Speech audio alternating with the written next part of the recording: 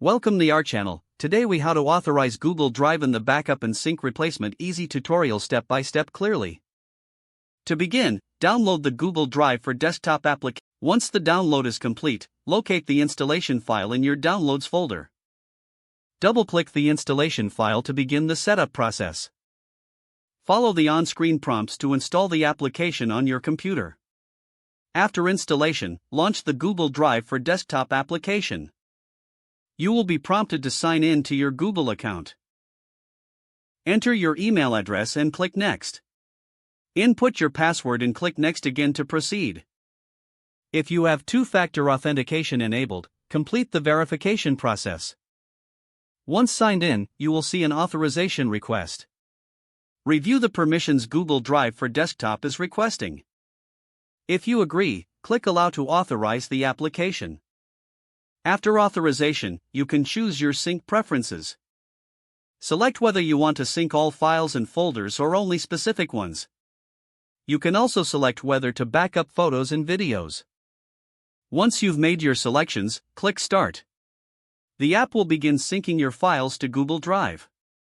You can monitor the progress in the application's interface. To adjust settings, click on the Settings icon within the Google Drive for Desktop app.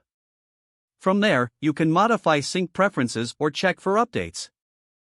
Now you have successfully authorized Google Drive and the backup and sync replacement. You are ready to use Google Drive for Desktop for all your file management needs. If the page does not load, refresh the browser or try again in a private or incognito window. Make sure you are using the correct email address, then retype it carefully to avoid small typos. If your password is not accepted, use the reset option and create a new strong password you can remember. Check your spam folder for verification or security emails, then complete any requested confirmation steps.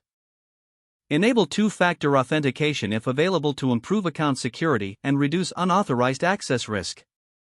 After signing in, review your profile details so your contact information and settings are accurate and current.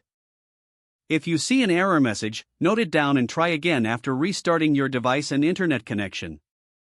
Log out when you finish, especially on shared devices, to keep your account and payment information secure. Don't forget to like this video and subscribe to our channel for more step-by-step tech guides.